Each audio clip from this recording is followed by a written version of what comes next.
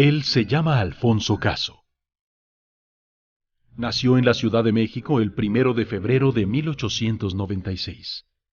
Es hijo de Antonio Caso y de María Andrade, familia intelectual de la sociedad mexicana de principios del siglo XX. Alfonso Caso se graduó como abogado en la Escuela de Jurisprudencia de la Universidad Nacional de México a los 23 años de edad. Como estudiante, y siguiendo el ejemplo de su hermano Antonio, funda con Gómez Morín y Vicente Lombardo Toledano, entre otros compañeros, la Sociedad de Conferencias y Conciertos. Esta sociedad estaba interesada en establecer nuevas tendencias filosóficas en México y en fortalecer el arte, especialmente la música, ya que después de las conferencias de contenido humanista, se ofrecía un concierto para dar oportunidad a estudiantes de música.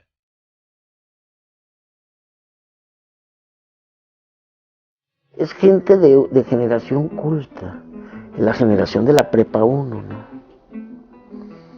Entonces, de la universidad todavía positivista, que vislumbra marxismo por acá.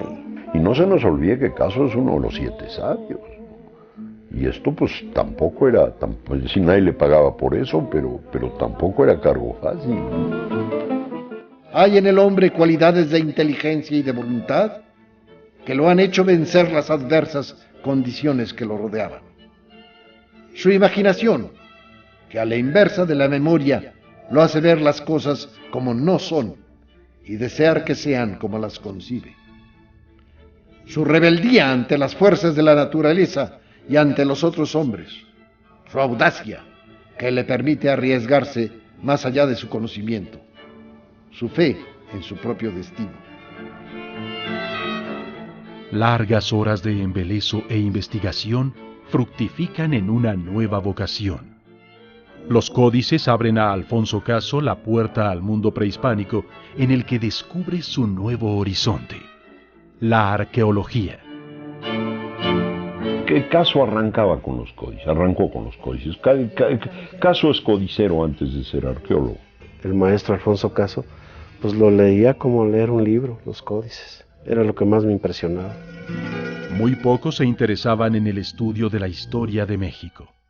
Menos había quien quisiera dedicarse a desentrañar los restos de nuestros ancestros, pues hasta el gobierno de Porfirio Díaz la tendencia era repudiar y extinguir los vestigios prehispánicos, ya que solo se tomaba como válido el concepto europeo de progreso. La arqueología es nueva como ciencia.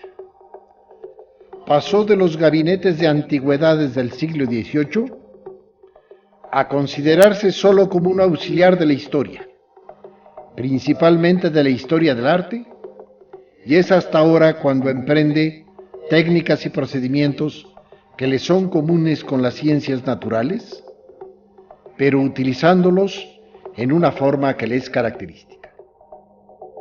Por eso ahora la arqueología se ha colocado definitivamente en la situación de una ciencia que averigua el pasado del hombre desde las épocas más remotas hasta nuestros días. Mira, yo creo que aquí es importantísimo precisamente admirar toda la proporción de esta plaza principal que creo que es el aporte fundamental de los trabajos de don Alfonso Caso.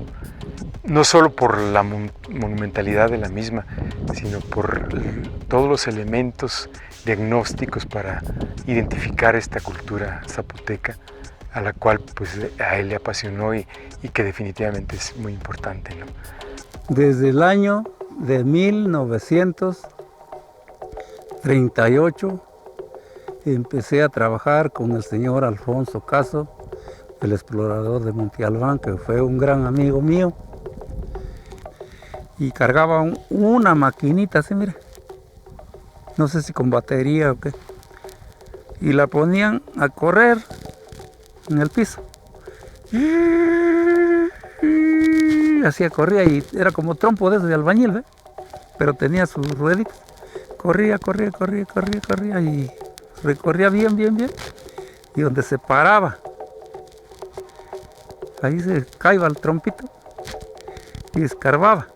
Y entonces decían, de aquí aquí. Entonces él medía con sus metros. Entonces empiezan a abrir aquí, y ahí está la puerta de la tumba. Que Lini tuviera su propio departamento, esa era la idea de Caso, de arqueología.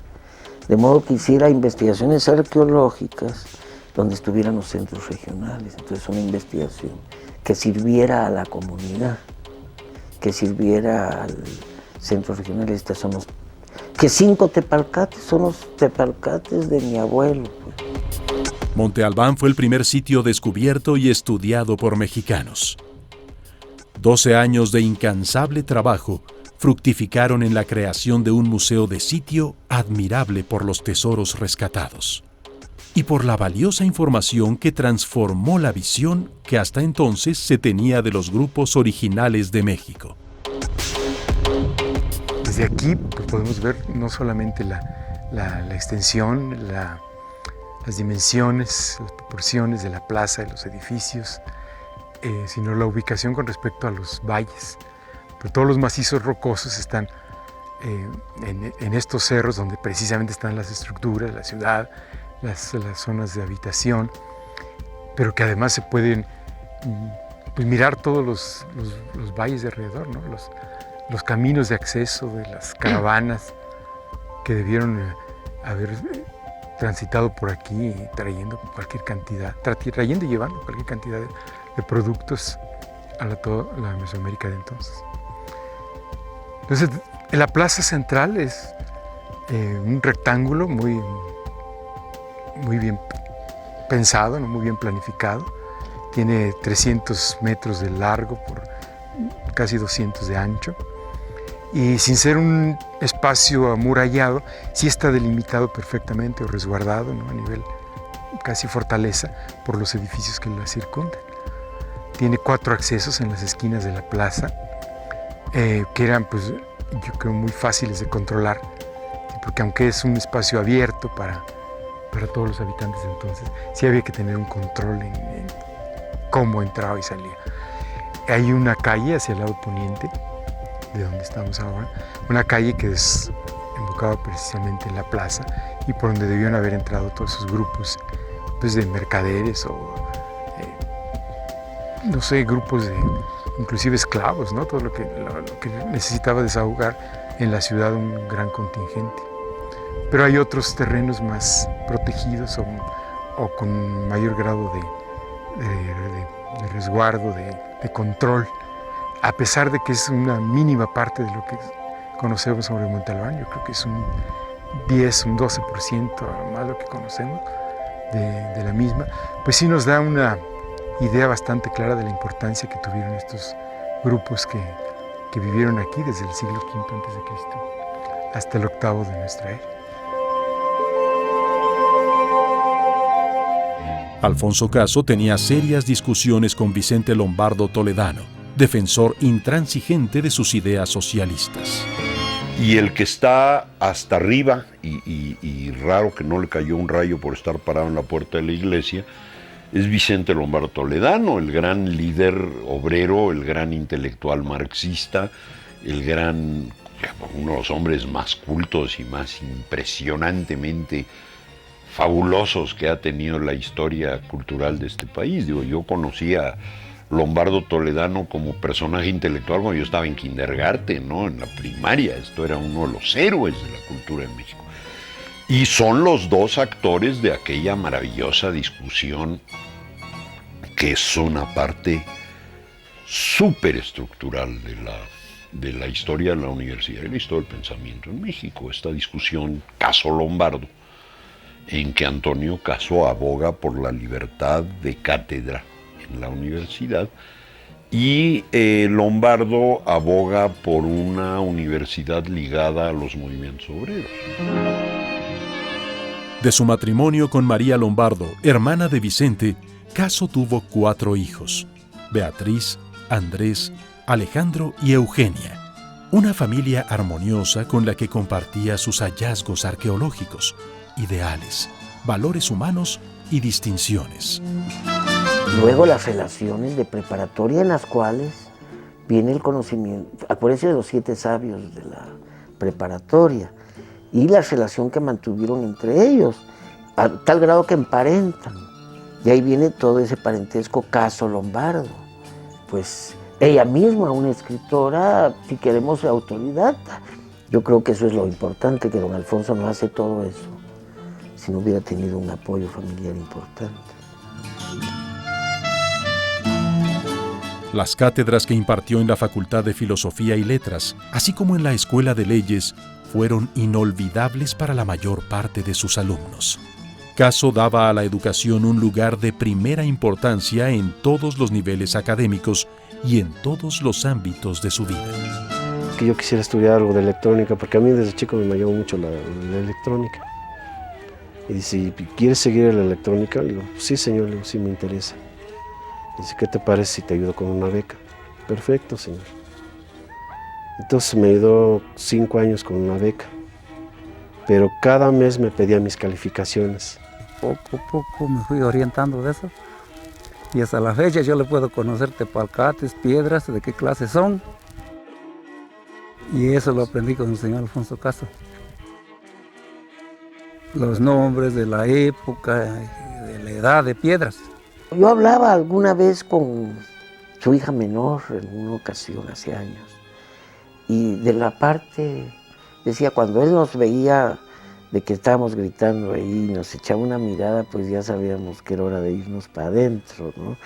Pero por lo demás era un hombre muy cálido, muy metido en nuestros estudios, en las cosas de la hora de la mesa, se discutían mucho, dice, las cosas del colegio y todo eso. Pues un padre normal, ¿no? Que eso es una familia bien constituida, qué cosa más linda, ¿no?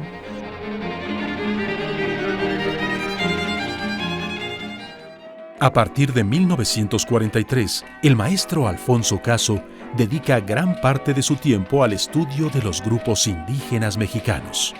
Sus aportes facilitan la comprensión de algunos de los enigmas mesoamericanos: la escritura, la numeración, los conocimientos médicos y astrológicos, la arquitectura.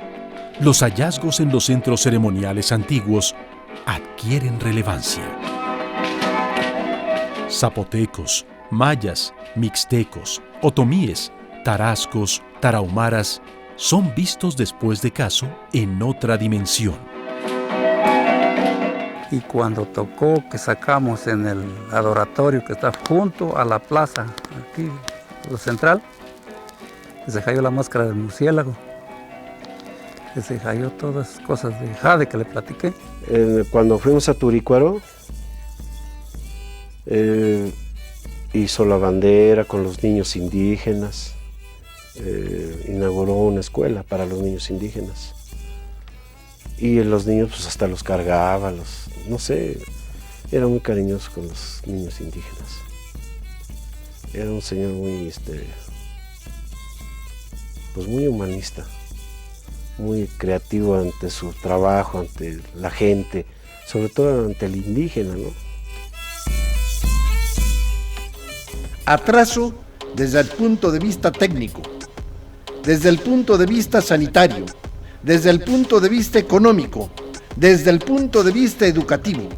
Familias aisladas en las montañas o en los desiertos. El indígena que vive en su comunidad aislada no puede sentirse mexicano. No tiene el sentimiento de que forma parte de una entidad más vasta que su pequeña comunidad. Fuera de ella, todo le es hostil. Solo dentro de ella encuentra simpatía, calor y comprensión.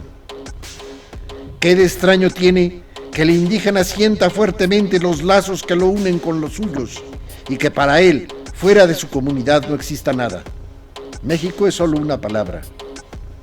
Falta a esos 3 millones de indígenas el sentimiento esencial del ciudadano, la solidaridad política, que es la base misma en la que descansa el principio de la nacionalidad. En esto consiste el problema indígena. Lo que más nos interesa es que solo la arqueología y la historia podrán darnos una explicación de ese fenómeno todavía tan misterioso, que es la decadencia y la muerte de las culturas. ¿Es un hecho fatal, como lo es para el ser vivo? ¿O hay causas previsibles que son las que originan la senilidad de una civilización? Todavía no lo sabemos. Pero si lo conociéramos, podríamos evitar que nuestra civilización sucumbiera, como pasó con la de Mesopotamia, o la egipcia, o la griega, o la maya. Solo el conocimiento profundo de esas antiguas culturas desaparecidas podrá revelarnos las causas de su muerte, los fenómenos naturales o sociales que provocaron su extinción. Quizá estamos ya ante una de esas causas, en el momento en que el hombre parece que ha perdido el sentido y se lanza voluntariamente a su aniquilamiento. Quizá estamos en los momentos que precedieron a la caída del fuego del cielo, con el que los dioses hacen desaparecer a los hombres cuando los indigna su locura.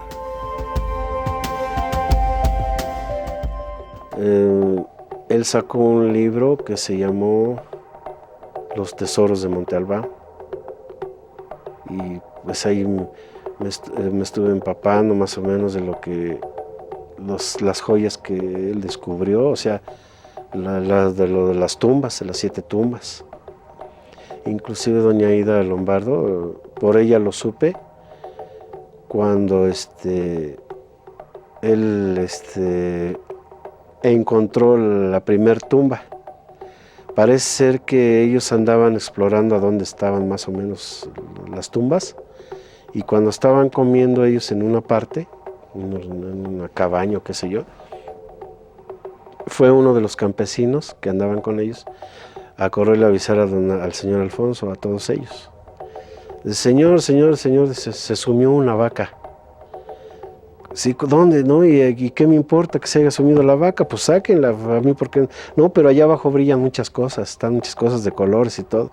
Entonces ya el señor le interesó, ¿no? Pues que brillan muchas cosas y son de colores. Es una tumba, seguro es una tumba.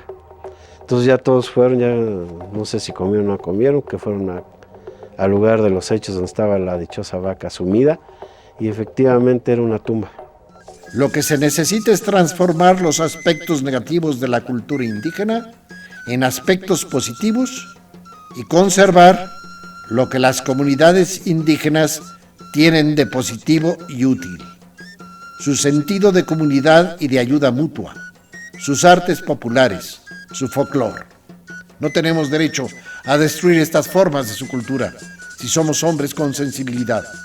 Si creemos que el mundo no debe estar poblado por individuos sometidos a un régimen estándar, sino que dentro de la cultura mundial, como dentro de la cultura nacional, la variedad es necesaria para enriquecer las formas más altas de esa cultura.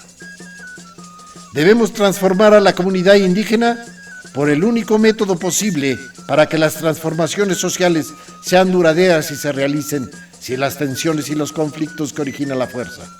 Es decir, por medio de la educación y del ejemplo. No obligar, invitar. No ordenar, demostrar. No destruir, transformar. He ahí el camino. A partir de la creación del Instituto Nacional Indigenista en 1949, hasta su muerte en 1970, el maestro Alfonso Caso se dedica por completo a la atención de la población originaria del país. Diseña la función de la institución. Integra su equipo de colaboradores con reconocidos estudiosos del problema indígena y con sus alumnos más destacados.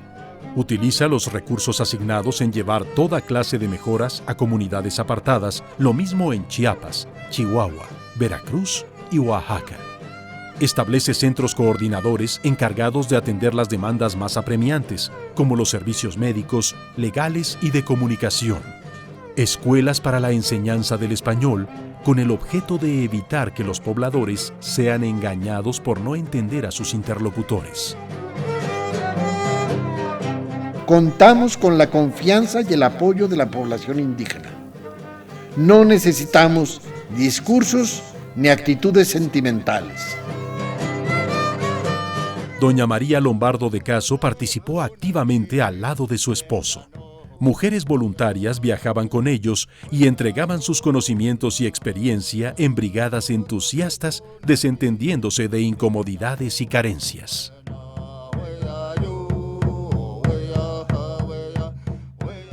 llegaba del cine o del teatro y derechito a su biblioteca. Así eran las 2, 1 o 2 de la mañana, derechito a su biblioteca. Lector voraz, todavía don Alfonso Caso se daba tiempo para escribir, y lo hizo con un estilo ameno, sencillo y accesible. En la redacción de sus trabajos, fluida y profunda, emplea un estilo singular. Entonces tenía una biblioteca, aproximadamente medía unos 10 de frente por unos, ¿qué sería? Unos 45 metros de fondo. Y no se veían más que las ventanas y la puerta. Su biblioteca resguarda medallas, diplomas, obsequios, constancias, nombramientos que dan cuenta de la universalidad de su pensamiento. Es un señor de una sola pieza. Señor que nos impresionaba a nosotros en lo personal por su disciplina, su capacidad de trabajo. Muy recto, muy humanista sobre todo. Él no andaba, como dicen, por las ramas, como dice la canción, ¿verdad? Una canción, no, por las ramas. Él era todo en concreto y se hacía rectamente todo. Tratándose de caracteres de hombres o patrones, se puede decir, don Alfonso Caso,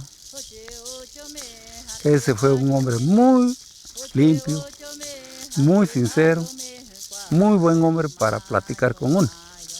Toda la estructura de la arqueología de México hoy, 1000 años después de Caso, se apoya totalmente en Caso. La arqueología de México de 1995 la inventó Caso en 36. Don Alfonso Caso metió muchos goles en la vida, entonces tenía también ese aspecto para tener enamorado a doña María, enamorado a doña María. Era un triunfador, don Alfonso, un triunfador que no perdió esa dimensión. Era un hombre de su casa. Pues. Ya estuvo días en hospital y atención médica y ya venía muy poco al instituto. Ya se encargaban sus colaboradores de él, los más cercanos. Alfonso Caso deja un importante y enorme legado: el interés por nuestra historia y por nuestros hermanos indígenas, la custodia de nuestros tesoros arqueológicos, la prueba de que con voluntad, inteligencia y buen tacto es posible trabajar por un horizonte amable para los mexicanos. Más de 300 obras entre libros y artículos escritas por él, la información extraída de los códices mixtecos, el enfoque científico de la antropología y la arqueología, el Museo de Antropología e Historia, la Escuela Nacional de Antropología e Historia, los primeros estudios etnológicos del país, el orgullo de sus distinciones, su entrañable ejemplo. Él siguió siendo director hasta la muerte, hasta su muerte. Él decía, yo voy a ser director hasta que me muera. Y así fue. Se le concedió. Lo que necesitamos es que el país se dé cuenta de la magnitud del problema y que se pongan los recursos necesarios en dinero, en equipo y en hombres para poder resolverlo. Y así, quizá con lentitud, pero de un modo científico, justo y generoso, México podrá hacer que esos 3 millones de mexicanos se incorporen a la vida económica, social, política y cultural de la nación. Si la física nos abre ahora las puertas de un futuro inconmensurable para nuestra propia imaginación y que apenas nuestra razón alcanza, la historia y la arqueología nos hablan de las luchas y de los triunfos del hombre en el pasado, y son estos los que nos permiten creer que detrás de los trágicos nubarrones que ahora cubren el cielo, despuntará alguna vez la aurora.